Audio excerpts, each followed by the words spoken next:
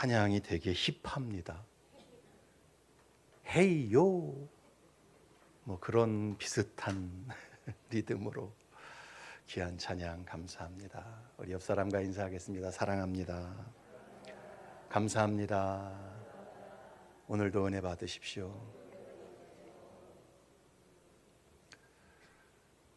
많은 사회학자들이 21세기는 영성의 시대라고 말을 합니다. 물질적인 풍요를 그 어느 때보다 크게 누리고 살지만 그 내적인 공허와 목마름을 채울 길이 없어서 영적인 것들을 추구하는 시대다. 그래서 영성의 시대다라고 말을 합니다. 그런데 이 영성이라는 것은 모든 종교 안에 있어요. 불교에도 불교의 영성이 있고 힌두교에도 힌두 영성이 있고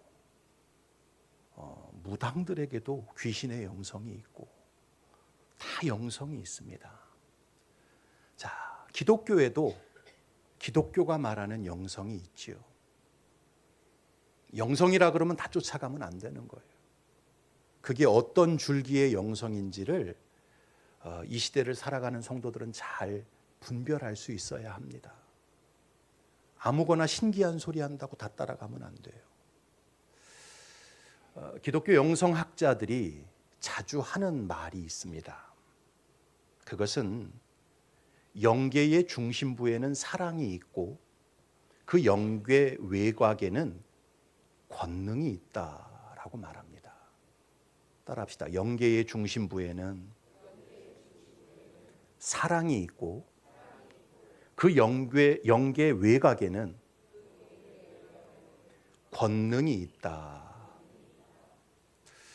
영국의 아주 유명한 시인이었던 윌리엄 블레이크라는 사람도 이 비슷한 이야기를 했고요. 사도 바울도 고린도전서 13장에서 사랑장에서 말씀하죠. 내가 사람의 방언과 천사의 말을 할지라도 뭐가 없으면 사랑이 없으면 아무것도 아니다. 방언과 천사의 말, 능력이거든요. 외적으로 그런 게 나타나도 그 속에 사랑이 없으면 아무것도 아니다. 이제 그렇게 말을 합니다. 기독교 영성가들이 이렇게 말하는 데는 이유가 있어요. 그것은 만물을 창조하신 하나님의 존재 방식이 그러하기 때문에 그렇습니다. 여러분, 우리가 믿는 하나님의 중심 속에는 사랑이 충만합니다. 할렐루야.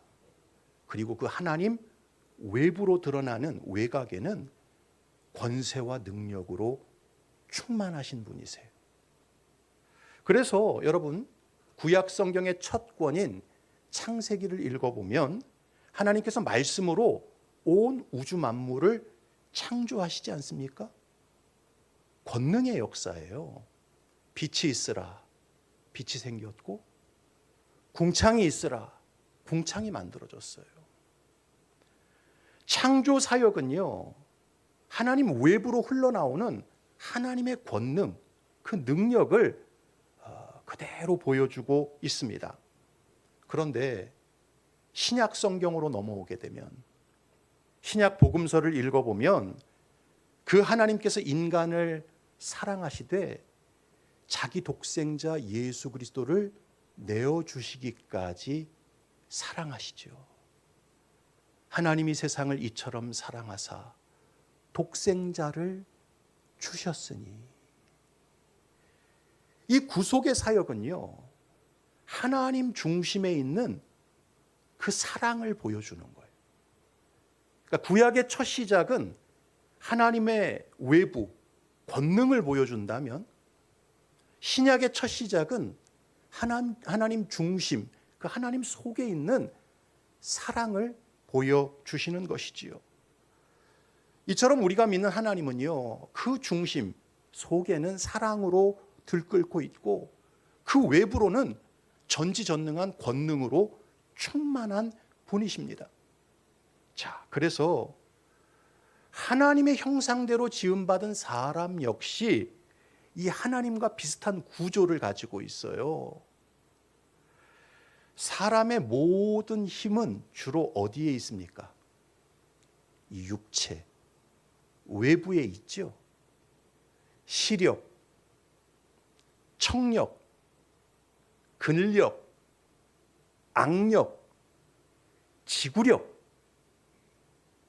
여러분, 사람이 쓰는 힘은요, 다 이 겉사람, 이 육체에 있습니다.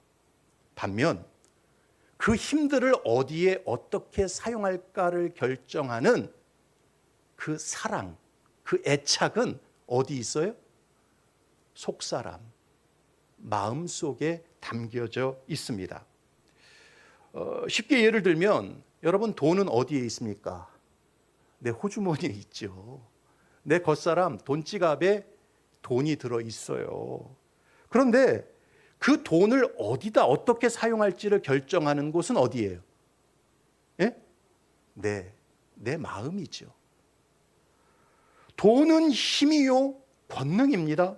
그런데 그 돈은 겉사람이 붙잡고 있어요. 내 육체가 소유하고 있습니다. 그런데 그 돈을 어디에 어떻게 사용할지는 그 마음이 결정해요. 그 사람이 뭘 사랑하느냐에 따라 그 돈의 흐름이 달라지는 것이지요. 여러분, 이런 차원에서 볼 때 사람의 구원이라는 것은요, 외부에 있는 힘으로부터 오는 게 아니에요. 지식이나 재력이나 육체미나 이런 능력, 외부에 있는 능력으로부터 사람에게 구원이 오는 게 아니에요. 사람의 구원은요, 그 내면에 있는 사랑으로부터 옵니다. 내가 무엇을 사랑하느냐, 내 속사람이 무엇을 기뻐하고 즐거워하느냐, 이것에 따라서 그 사람이 하나님을 향해 나아갈 수도 있고요, 마귀에게로 향해 나갈 수도 있는 거예요. 그 마음속에 어떤 사랑이 들어있느냐에 따라서 천국을 향해 나아갈 수도 있고 지옥을 향해 나아갈 수도 있는 것입니다. 여러분, 이것을 아주 명확하게 보여주는 내용이 출애굽한 이스라엘 백성들의 모습입니다. 여러분, 이스라엘 백성들이 430년간 애굽 땅에서 종살이하다가 출애굽 1세대가 하나님의 권능으로 애굽 땅에서 나오게 되지요. 그렇죠? 그들이 한 번도 지금까지 겪어보지 못했던 전무후무한 10가지 재앙을 하나님께서 애굽 땅에 퍼부으심으로 말미암아 이 이스라엘 백성들이 바로의 손에서 탈출하게 되어집니다. 자, 해방은 무엇으로부터 왔어요? 해방은 무엇으로부터 왔어요? 권능으로부터 왔어요. 하나님의 능력으로부터 왔습니다. 하지만 그 권능을 경험한 대부분의 출애굽 1세대들은요, 광야에서 다 죽었어요. 가나안 땅에 여호수아와 갈렙을 제외하고는 그 누구도 들어가지 못했습니다. 왜 그래요? 왜 그래요? 그 이스라엘 백성들 마음속에 하나님 사랑하는 마음이 없었기 때문입니다. 그들은요, 하나님을 사랑하기보다는 하나님으로부터 주어지는 그 무엇을 더 사랑했어요. 쉽게 말해서 하나님보다는 마실 물을 더 사랑했고요, 하나님보다는 먹을 양식을 더 사랑했고요, 하나님보다는요, 눈에 보이는 것들을 더 사랑했습니다. 그래서 당장 마실 물이 없거나 먹을 음식이 없거나 자기들이 원하는 것들이 주어지지 않으면요, 그때마다 하나님을 향해 삿대질을 하고 원망하고 불평했습니다. 그들 마음속에 그 심령을 들여다보면 진정으로 하나님을 사랑하는 마음이 없었어요. 그래서 그 엄청난 권능을 경험하고 해방되었지만 결국 약속의 땅에 들어가지 못합니다. 반면 광야에서 태어난 출애굽 2세대들은요, 애굽에 쏟아부어졌던 10가지 재앙을 봤어요, 못 봤어요? 하나도 못 봤어요. 홍해가 갈라지는 그 엄청난 기적 봤어요? 못 봤어요? 못 봤습니다. 소소한 기적들은 경험했지만 위대한 하나님의 권능은 전혀 경험하지 못했어요. 그러나 그들 마음속에는 하나님을 사랑하는 마음이 있었습니다. 그래서 하나님의 계명, 하나님의 율법이라면 온전히 순종합니다. 그 출애굽 2세대가 결국은 가나안 땅에 들어가게 됩니다. 이처럼 참된 구원, 참된 축복이라는 것은요, 내 속에 오직 하나님을 사랑하는 마음이 있을 때에만 주어지는 거예요. 자, 그런데 이것은요, 예수 믿는 사람들만 그런 게 아니에요. 이 메커니즘은요, 해 아래 태어난 모든 인생에게 동일하게 적용됩니다. 여러분, 사람은 무엇으로 살까요? 한번 대답해 보세요. 신앙을 떠나서 이 땅에 태어난 사람은 무엇으로 살까요? 예, 사랑으로 삽니다. 제가 이런 말 하면 어떤 사람이 따질 거예요. 무슨 소리입니까? 사람이 돈이 있어야 살고 일이 있어야 살고 남자가 있고 여자가 있어야 살지. 이렇게 저한테 따지는 분들이 있을 거예요. 그러면 저는 예, 맞습니다. 당신이 말한 대로 돈을 사랑하는 그 마음, 일을 사랑하는 그 마음, 남자와 여자를 사랑하는 그 마음이, 쾌락을 사랑하는 그 마음이 당신이 살아가는 삶의 원동력인 것입니다. 다시 묻습니다. 사람은 무엇으로 삽니까? 이렇게 가르쳐 줬는데도 대답을 못 하시네. 사람은 무엇으로 삽니까? 사랑으로 삽니다. 여러분, 하나님께서 인간을 지으실 때 하나님의 형상대로 지으셨어요.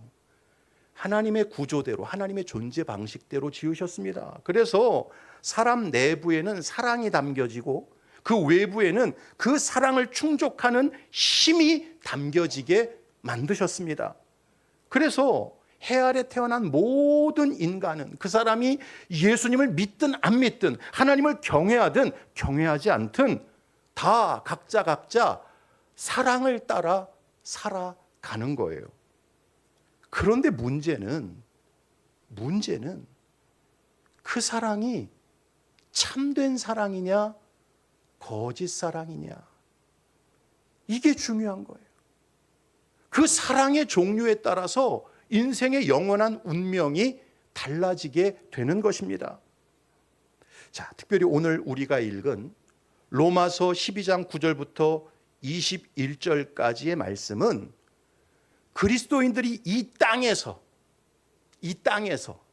주어진 생활 속에서 어떻게 살아가야 하는지에 대해서 말씀하고 있습니다. 참고로 우리가 3절부터 8절까지는 어떤 말씀이었어요? 성도가 예수 믿고 거듭나서 성화의 구원을 이루어갈 때 절대 떠날 수 없는 공동체가 어떤 공동체라 그랬어요? 교회라 그랬죠. 주님의 몸된 교회라 그랬는데 그 교회 생활을 어떻게 해야 되는지에 대해서 이 로마서 12장 3절부터 8절까지 말씀드렸어요. 잠시 요약해 보면 성도들은 신앙생활을 할 때, 교회 생활을 할 때 충만한 은혜의식으로 신앙생활해야 된다. 두 번째는 지체의식으로 신앙생활해야 된다. 세 번째는 뭐예요? 사명의식으로 신앙생활해야 한다. 그럴 때 우리 각자가 그렇게 신앙생활할 때 교회를 교회답게 세워갈 수 있고 우리 자신도 그리스도 안에서 성화되어져 갈 수 있다라고 말씀을 드렸지요. 자, 이제 오늘부터 9절부터 21절까지의 말씀은요, 성도가 이 땅을 살아가면서 예수 믿는 사람만 만납니까? 아니잖아요. 온갖 삶의 자리에서 온갖 다양한 사람들을 만나고 살아가는데 그 일반적인 생활들을 어떻게 살아가야 할지에 대해서 말씀하고 있는 거예요. 더 정확하게 말하면 내가 어떤 사랑으로 이 세상을 살아야 하는가, 그걸 말씀하고 있는 거예요. 그 대전제가 되는 말씀, 이 9절부터 21절의 가장 핵심이 되는 총론이 오늘 본문의 9절입니다. 그리고 나머지 10절부터 21절까지는 그 총론에 걸려있는 강론들이에요. 강론, 세부적인 내용들입니다. 자, 그러면 그 대전제가 되는 총론, 그 말씀 9절을 우리 한번 같이 읽어봅시다. 시작. 사랑에는 거짓이 없나니 악을 미워하고 선에 속하라. 9절 말씀이 9절부터 21절까지 말씀의 대표예요. 9절부터 21절까지의 말씀을 한마디로 압축하라면 이 9절인 겁니다. 10절부터 21절까지는 9절에 걸려있는 세부 내용이에요. 자, 여러분, 바울이 사랑에 대해서 말합니다. 사랑에는 거짓이 없나니 라고 말씀을 하는데, 바울이 여기서 이 9절에서 말씀하는 사랑은 도대체 어떤 사랑일까요? 이 9절 말씀을 헬라어 원문 성경으로 읽어보면 헤 아가페라는 말로 시작합니다. 따라합시다. 헤 아가페. 헤라는 말은 관사예요. 정관사고, 아가페는 명사인데 헤 아가페라는 말로 시작을 해요. 그러니까 바울이 말하는 사랑은 어떤 사랑이에요? 어떤 사랑이에요? 예, 아가페의 사랑.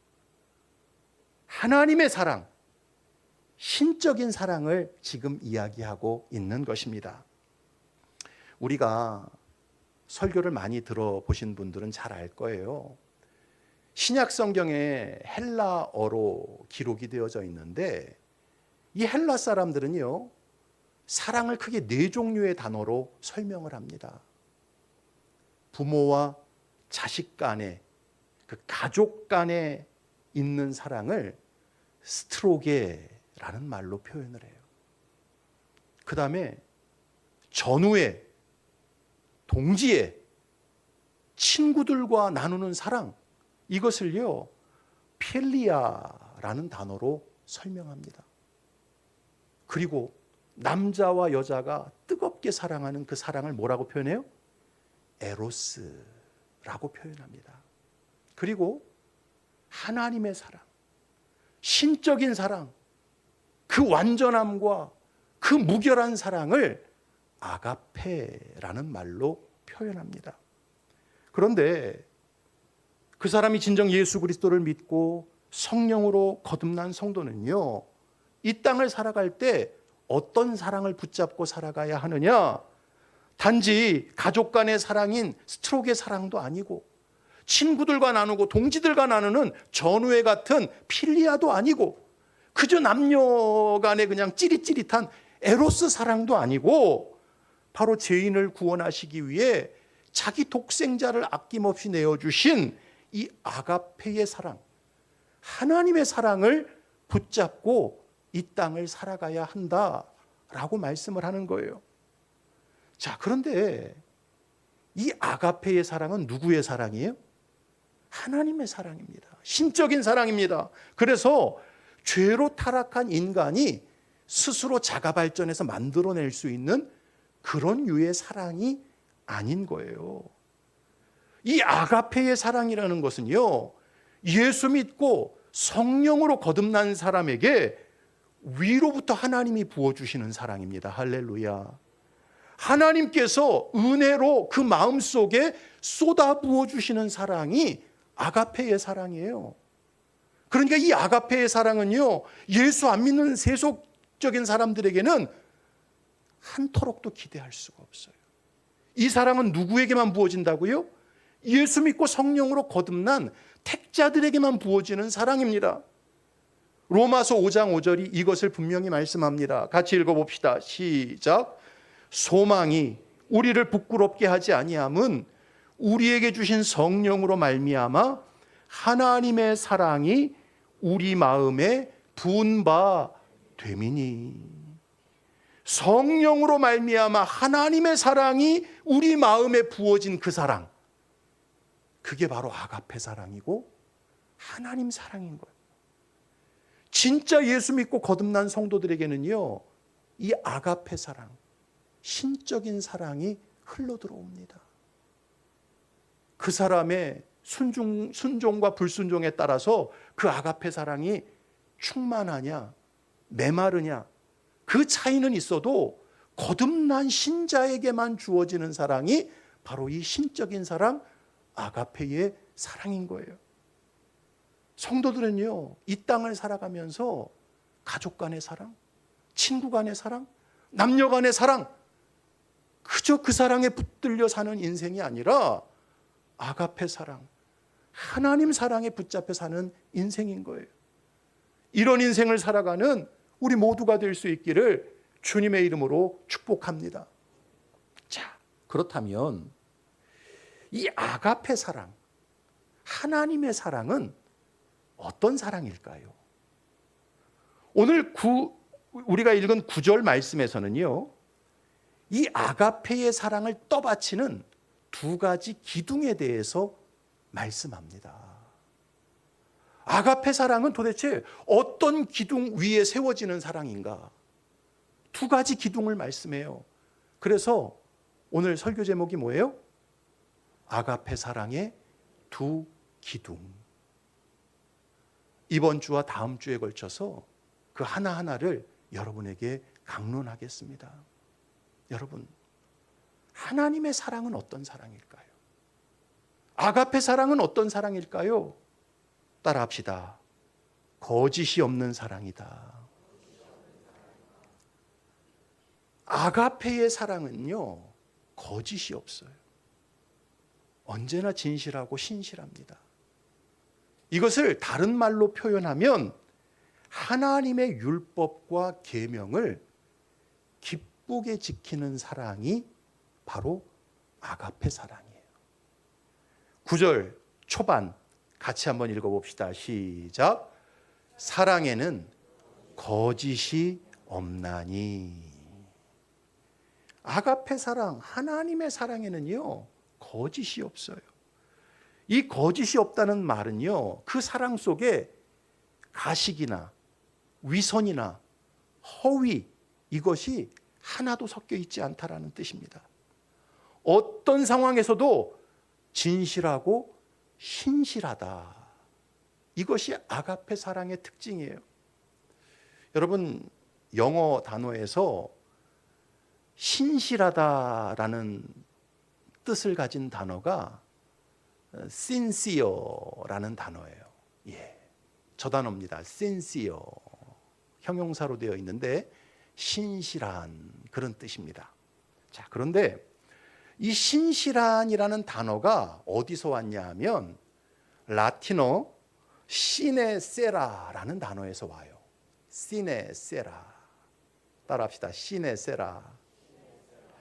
이게 무슨 뜻이냐 하면 밀랍이 없다, 왁스가 없다, 그런 뜻이에요.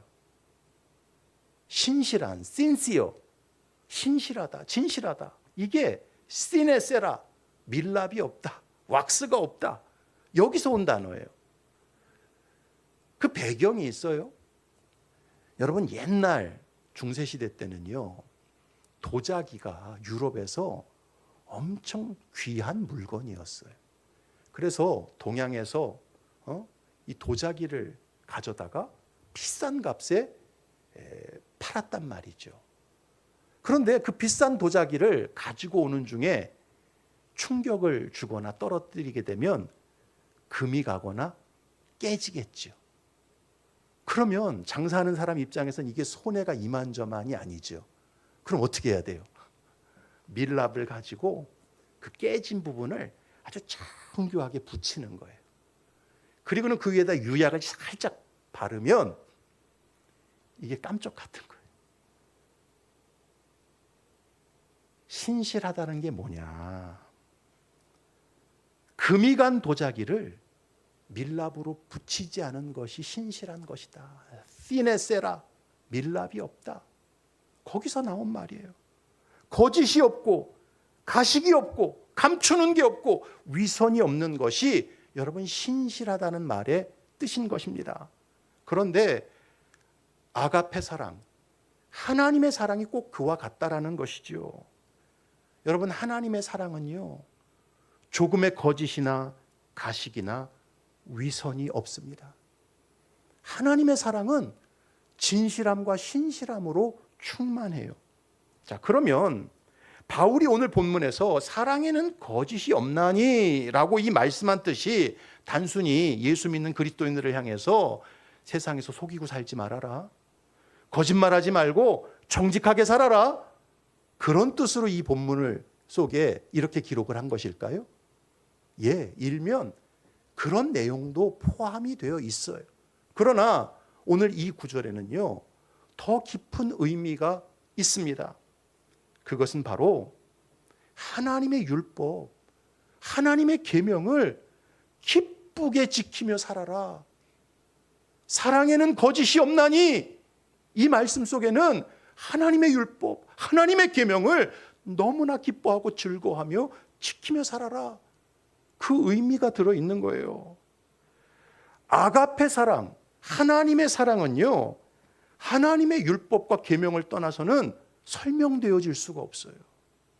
하나님의 율법과 계명을 기쁘게 지키며 살아가는 삶 위에서만 아가페 사랑, 하나님의 사랑이 하나하나 성취되어져 갑니다. 여러분, 제가 지난 시간에도 말씀을 드렸지만 태초에 하나님께서 아담과 하와에게 에덴 동산에서 주신 계명은, 율법은 딱 한 가지였어요. 그렇죠? 그것은 바로 선악을 알게 하는 나무의 열매는 먹지 말아라, 이 계명이었습니다. 그 계명은요, 본질적으로 아담과 하와를 살리는 생명의 계명이었고 그들을 자유케 하는 계명이었어요. 이 계명이 하나님 아가페 사랑으로부터 나온 거예요. 할렐루야. 그런데 마귀란 놈이 나타나서 그 계명을 깨트리게 만들지요. 그 하나님의 계명이 마치 아주 나쁘고 인간에게 불리하고 악한 것인 것처럼 속여서 결국 그 계명에 불순종하게 만듭니다. 그때 마귀란 놈이 사용한 것이 뭐예요? 거짓말을 사용하지요. 창세기 3장 4절 5절 읽어봅시다. 시작. 뱀이 여자에게 이르되 너희가 결코 죽지 아니하리라.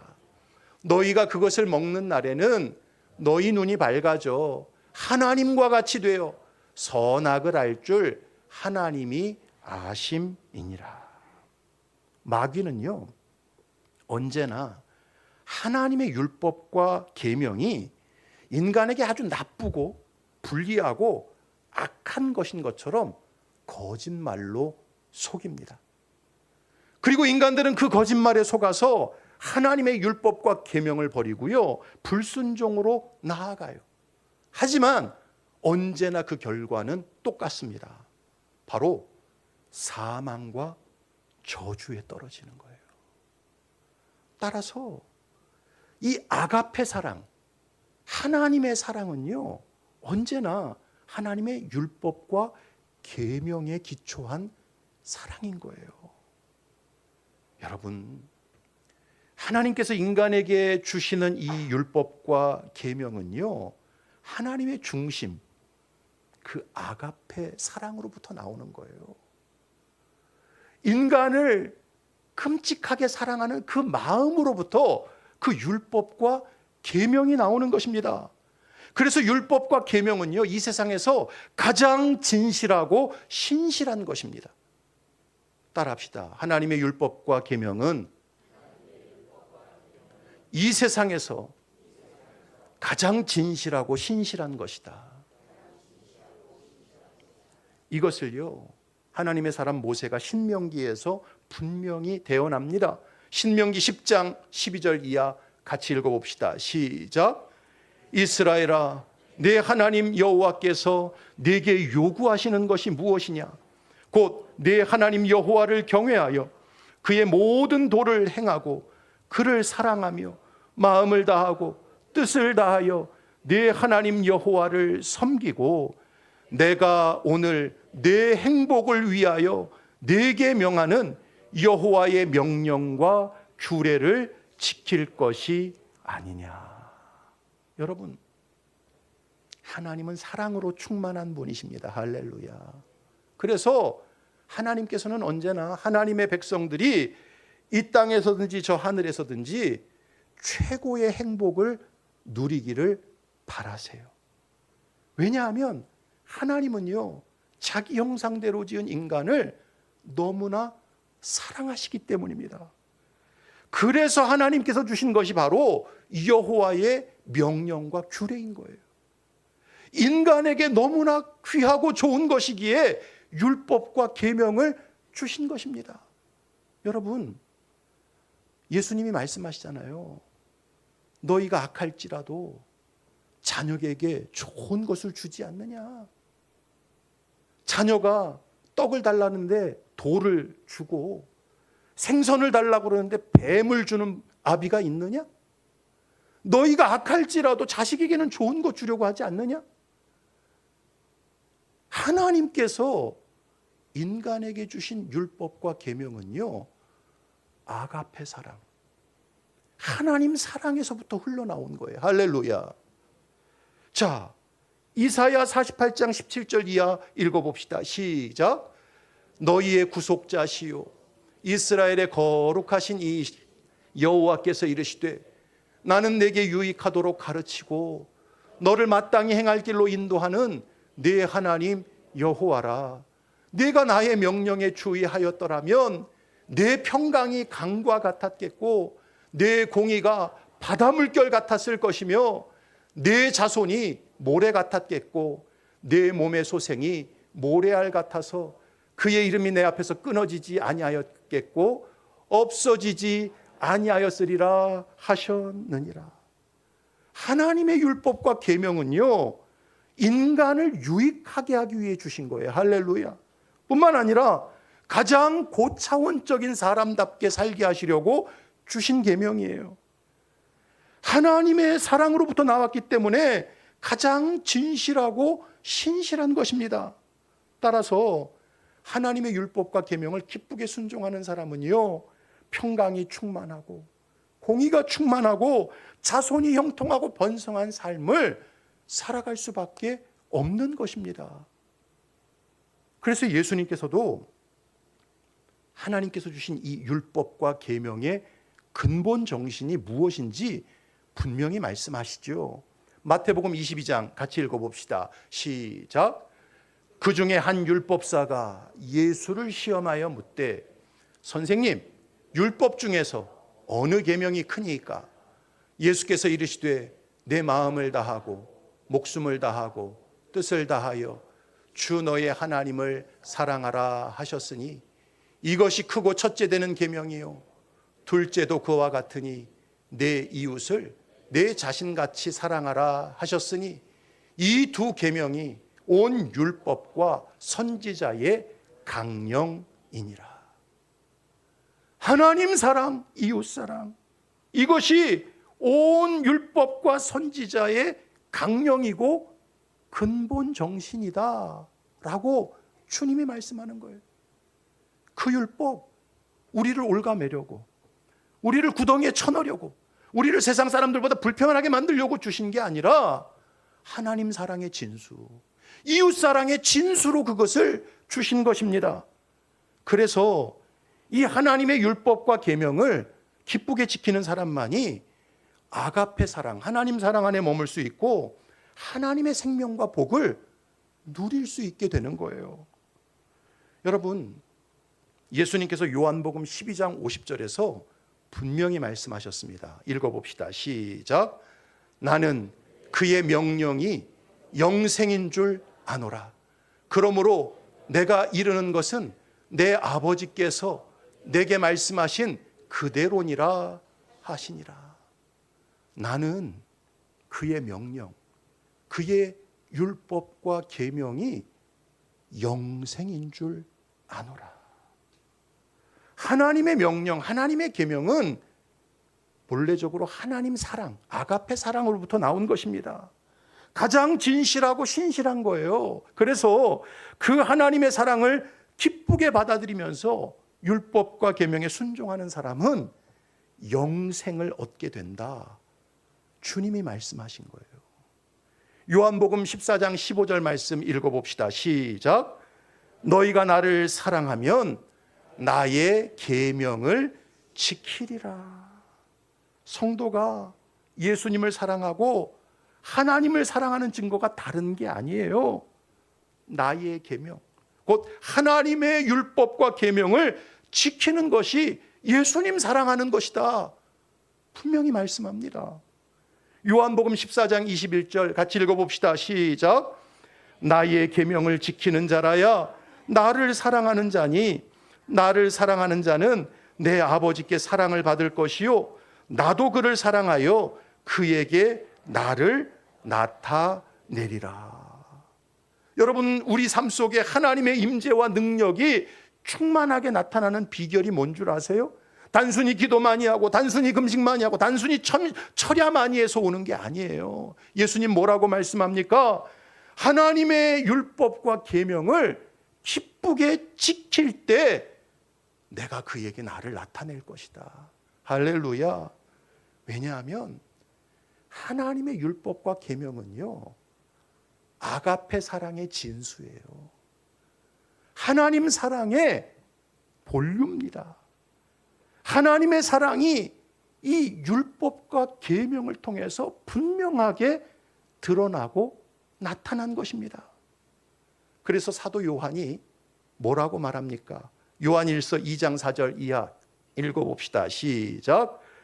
그를 아노라 하고 그의 계명을 지키지 아니하는 자는 거짓말하는 자요 진리가 그 속에 있지 아니하되 누구든지 그의 말씀을 지키는 자는 하나님의 사랑이 참으로 그 속에서 온전하게 되었나니 이로써 우리가 그의 안에 있는 줄 아노라.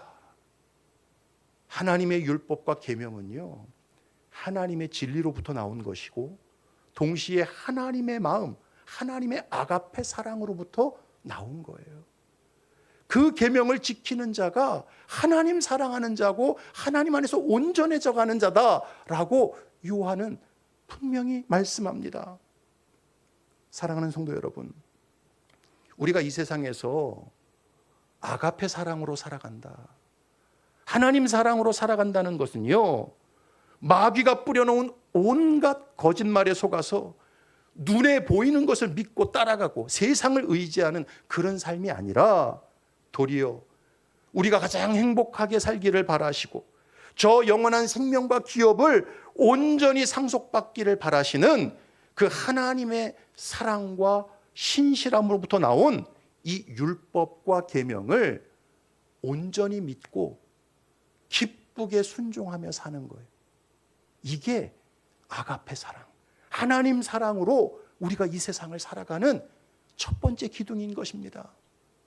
그러므로 예수 믿고 거듭난 성도가 날마다 성화의 구원을 이루어 간다고 한다면 그 사람은요, 세상 그 무엇보다 하나님의 말씀에 순종해야 합니다. 할렐루야. 하나님의 계명을 인생의 절대 기준과 가치로 삼고 살아야 돼요. 구체적으로 더 말씀을 드리면 여러분, 기본적으로 주일 성수 계명 지키시고 살아야 돼요. 11조 계명 지키고 살아야 합니다. 이것은요, 하나님의 주권과 관련된 계명이에요.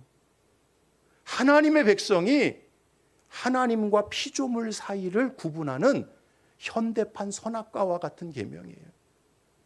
6일은 내가 힘써 세상에서 일하지만 안식일, 주일은 하나님께 모든 영광을 돌려드리는 거예요. 할렐루야. 10개를 벌었으면 그 하나를 정직하게 구별해서 하나님께 올려드립니다. 모든 것이 다 하나님 주신 것인데 이 하나를 하나님께 돌려드림으로, 하나님께 바침으로 하나님의 주인 되심을 내가 인정하나이다. 이 계명이 아가페 사랑 안에 사는 거라니까요.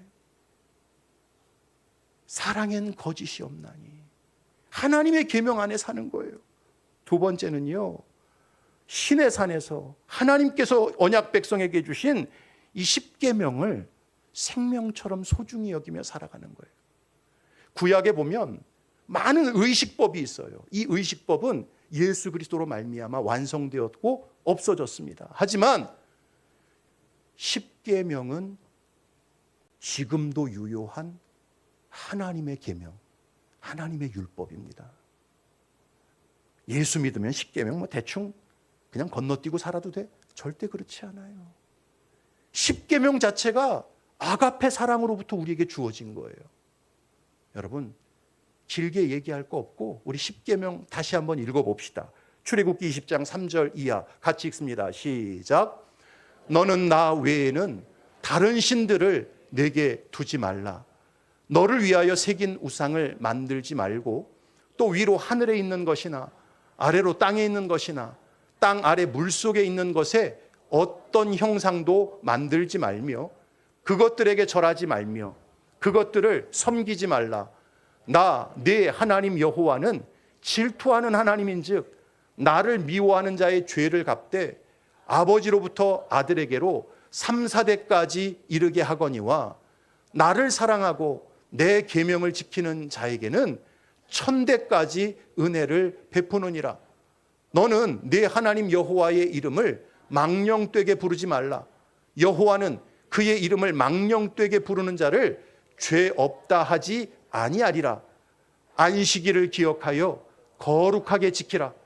엿새 동안은 힘써 내 모든 일을 행할 것이나 일곱째 날은 내 하나님 여호와의 안식일인즉 너나 내 아들이나 내 딸이나 내 남종이나 내 여종이나 내 가축이나 내 문 안에 머무는 객이라도 아무 일도 하지 말라.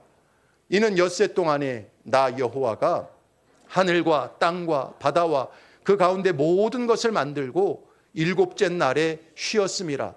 그러므로 나 여호와가 안식일을 복되게 하여 그날을 거룩하게 하였느니라. 내 부모를 공경하라. 그리하면 내 하나님 여호와가 내게 준 땅에서 내 생명이 길리라. 살인하지 말라. 간음하지 말라. 도둑질하지 말라. 내 이웃에 대하여 거짓 증거하지 말라. 내 이웃의 집을 탐내지 말라. 내 이웃의 아내나 그의 남종이나 그의 여종이나 그의 소나 그의 나귀나 무릇 내 이웃의 소유를 탐내지 말라. 할렐루야. 여러분, 이 십계명은요, 인간이 가장 인간답게 살고 하나님의 복을 누리며 살라고 하나님의 사랑으로부터 나온 계명이에요. 할렐루야. 이 계명을 지키고 살아가는 거예요. 이게 아가페 사랑, 하나님 사랑 안에 살아가는 거예요. 세 번째는요, 신구약 성경을 통해서 가르치는 모든 말씀들을 기쁘게 듣고 즐겨 순종하며 살아야 하는 것입니다. 이처럼 하나님의 율법과 계명을 기쁘게 지키며 사는 사람만이 마귀의 거짓된 사랑 안에서 살지 않을 수 있고요, 아가페 사랑, 신실한 하나님 안에 사랑 안에서 진실하고 거짓이 없는 신실한 삶을 살아갈 수 있는 것입니다. 바라기는 저와 여러분들이 진짜 예수 믿고 성화의 구원을 날마다 이루어가는 성도라고 한다면 하나님의 율법과 계명을 하나님 사랑의 정수인 줄 알고 진수인 줄 알고 기쁘게 순종하며 살아가실 수 있기를 바랍니다. 세상 유혹, 마귀 유혹, 거짓 사랑, 이것에 나를 내어주지 말고 아가페 사랑, 하나님 사랑으로부터 나온 하나님의 말씀을 가슴에 품고 그 말씀대로 살아감으로 거룩한 하나님의 자녀가 될 뿐만 아니라 영원한 생명과 나라를 다 상속받는 우리 모두가 될 수 있기를 주님의 이름으로 축원합니다.